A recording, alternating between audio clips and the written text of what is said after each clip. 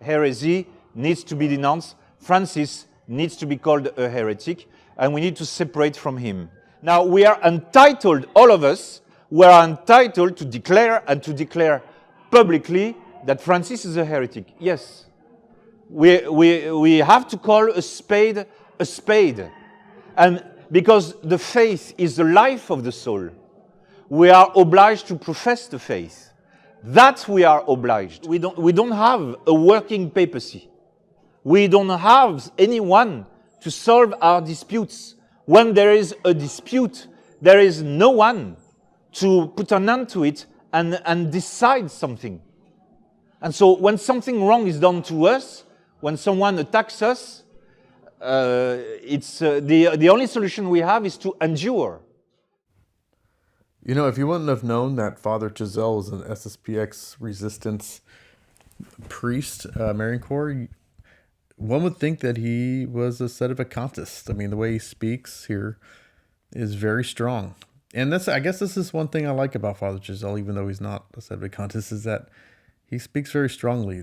I just don't understand how he can walk that fine line. He's so close, but yet not willing to just step over it. I mean, he might as well, in all practicality, in his speech, in his actions, in everything he does, he is no different than a sedevacantist in reality. So I wanted to look at this particular sermon of Father Chazal and make a few comments. I thought this would be interesting just to hear this Marian Corps Society St. Pius X resistance priest speak on these particular issues, and just how similar we are in a lot of ways. I mean, we say a lot of similar things.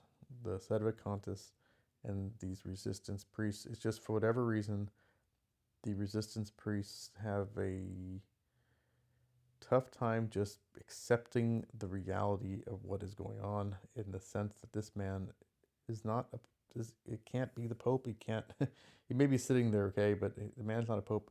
But they treat him like he's not. They treat him like he's not. They behave with him like he's not. There's nothing in their actions and behavior shows that they view this man as an actual Pope, but yet they still call him one. So I just find this whole situation odd and fascinating, and I don't know what, but I felt this sermon was interesting and I wanted to share it. Archbishop Vigano was raising the question of universal acceptance of Francis, saying that it's not an argument because of the Great Schism. I would say, on the contrary, during the Great Schism, Urban VI was elected twice during the election, which was movemented, but it was confirmed twice in the conclave that he was elected. Then after his election, he was proclaimed. Then the cardinals signed affidavits that there was no duress. And then for 4 months, there was no challenge to his election. And so the whole of Europe, all the courts of Europe, were able to recognize, universally accept Urban VI as Pope. And that's why all historians say that he is the authentic Pope. Later on, another Pope, Clement VII, is going to spring up, so you're going to have 2 lines of papacy. And then when the cardinals on both sides are going to be fed up with the schism and the refusal of the two to give up their papacy, the cardinals are going to flee from both sides. They're going to assemble in a council of Pisa, the Leaning Tower, and they're going to elect another Pope. And then you're going to have 3 lines of popes running parallel with each other. And that was very grave at the time, because these popes had money, they had soldiers, they had armies, and they wanted to fight. And so you had battles, lots of people were dying, and Christianity was torn apart. And the devil was having a great time in tearing the church apart. So if the Great Schism is an indication, that's one thing, that yes, universal acceptance should have been recognized from day one, and there would have never been a Great Schism. That's one thing. I just want to mention that the difference between what was taking place in the Western Schism with universal acceptance. And what is happening now in the Vatican is that Pope Francis doesn't possess the Catholic faith. So it doesn't matter if he's universally accepted or not. If he doesn't possess the Catholic faith, it's impossible for him to be a pope. I mean, the cardinals can get all together and elect a woman to be a pope, and if they universally accept her, she's not the pope, no matter what. Okay? And if the guy is a heretic, he cannot possibly be a pope. I don't care who all agrees to him. A heretic is not a Catholic, cannot be a pope. And the Western Schism, that wasn't the case. Okay, in the Western Schism, there wasn't like, they all possessed the Catholic faith. They all possessed the Catholic religion. So the confusion was there. Here, there's no confusion. The man's not a Catholic. It is not just by ourselves cleric that the schism, that the de facto schism, the conciliar church is a schismatic church because it's heretical. If you are heretical, you are implicitly a schismatic. Whereas not all schismatics are heretics necessarily. But the conciliar church is really something schismatic in nature. And then we can thank, in a way, Francis for making things so clear. Because just now, just this month, we have 2 more priests joining the resistance in Sydney. One of them has been ordained by Bishop Williamson. Because Francis makes things so clear by his lack of charity, then he forces those priests who were ecclesia dei, they were hoping that they could be traditional within the confines of the diocese. And since the Bishop of Sydney refuses to ordain him, then they probably knocked at the SSPX. The SSPX refuses to fight the diocese. That's well known. And so they want to see Bishop Williamson. And so they are bailing us out in Australia because we don't have enough priests in Australia. Now here, Father Chazal mentioned something quite interesting, and when I first heard it, it made me wonder just the providence, in some sense, of God here. Because, okay, so you have Bishop Williamson, who is conditionally consecrating, or conditionally consecrating bishops, conditionally ordaining different priests out there, and you have the SSPX, who appears to be more and more chummy with the diocese and so forth. And think about it. Okay, so it almost seems like a providence that you have these priests that are maybe either getting canceled or want to escape from the Nova Soto. And so the first thing they think about doing is, let me go to the SSPX. But the SSPX doesn't want to cause friction, right? They don't want to cause friction. So they basically, we don't want. So they go to the resistance priests and bishops, and they get conditionally ordained and do the work of priesthood. If you think about it, if the SSPX wasn't so chummy with the diocese, then they might accept those Nova Soto priests in. But the SSPX doesn't, as a practice, conditionally ordain. So you may be getting these Nova Soto priests that want to be traditional come into the SSPX and not get conditionally ordained, but instead now, because the SSPX probably isn't bringing in all these Nova Soto priests that want to be traditional, is my guess. I'm assuming that the SSPX is probably hesitant to want to bring in dropouts from the Nova Soto priesthood, or they're having bad dealings with their bishop, and the SSPX doesn't want to cause that friction with the local bishop, so they're not going to bring in these priests. And they end up going and getting conditionally ordained and becoming real priests anyway, and doing the work of priesthood, where if they would have joined the SSPX, they might not have been conditionally ordained. So it just seems a little bit of an irony here going on, and I wonder if there's a little bit of some kind of providence at work, Anyway. And so, in a way, Francis can continue his game, because what Francis is doing is that he is coalescing, is doing the proper mitosis. You see, when a soul divides, the 2 chromosomes line up facing each other They face each other for some time, and then the cell split. So what we see is the chromosomes are lining up. They are lining up. The people who don't want to be Catholics anymore, those hardened Novus Ordo, and on the other side, those who are more traditional, but who are still entangled in the Novus Ordo Church, but they are moving away from the official church. And so we see the chromosome lining up. And that was not happening under Benedict. It's happening now under Francis. Those who really have the faith are obliged to stand. And then eventually, they have to come back to our position that no collaboration can be made with heretic. Yes, it definitely seems that Francis is making a divide between the Catholics and those of the Novus Ordo. And it seems to be pretty clear eventually that split's going to happen. And that's what Father Chazal seems to be saying, that the split is coming. But when is the cell going to split? That we don't know. It's very complicated. If you do it too early, you are leaving too many traditional-minded people within the conciliar church. If you do it too late, then they are all dead. They lose the faith and they lose their souls. So it's God's decision. And usually God's decision is with the help of a civil prince, a temporal power. In the time of the Great Schism, it was Emperor Sigismund. He was the Holy Roman Emperor of that time, and he truly saved the church. It's there that we see that the lay sword has a role to play at times. So he truly saved the church.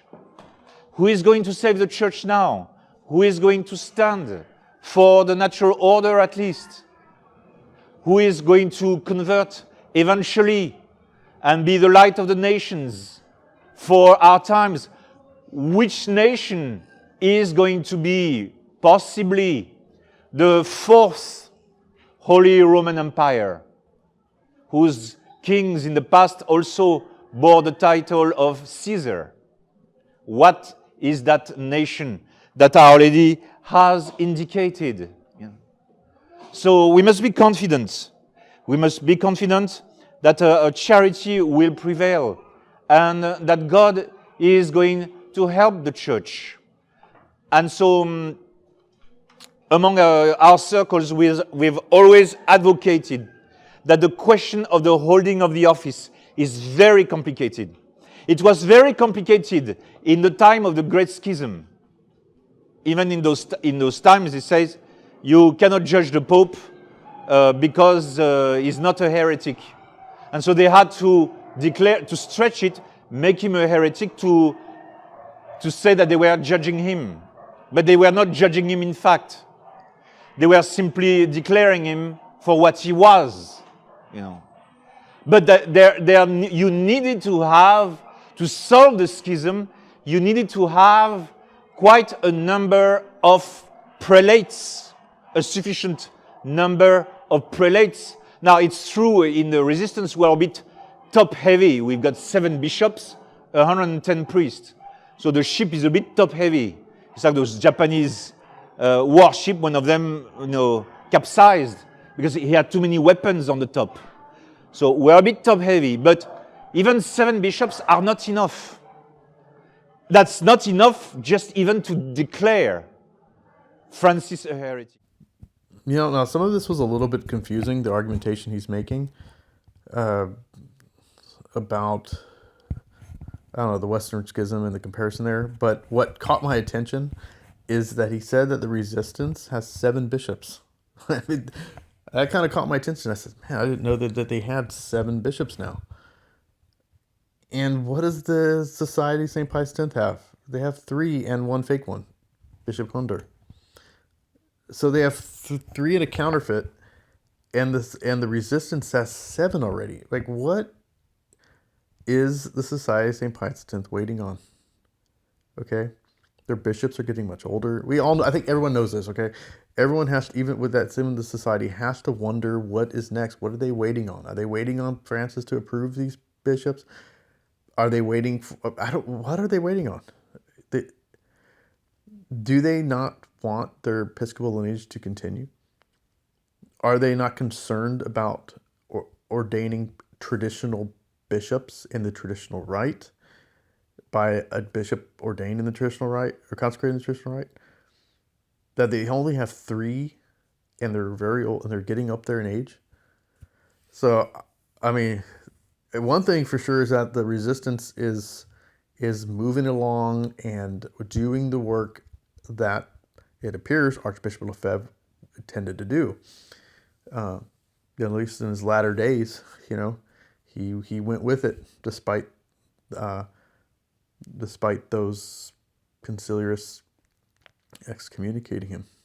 So I just found that part really interesting, that they had 7 already. And the society was much larger, still is rocking the 3. Okay? That gives cause for pause, to wonder, like, what is going on? So I'm curious about this. I mean, what's going on? Anyway, I just thought that was interesting. They had 7. Anyway, good for them. But the question of the holding of the office is a lot more complicated.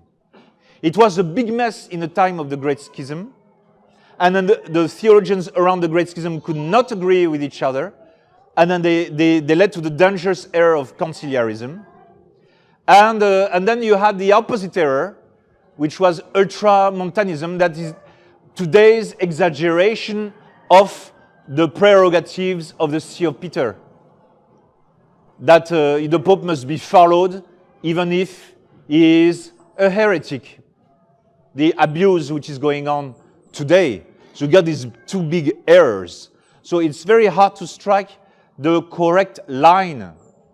And the solution of the crisis of the Church, I'm convinced, is miraculous. It's miraculous, just like the solution of the Great Schism was miraculous. It is not in our power to solve that immense state of desolation in which the Catholic Church is.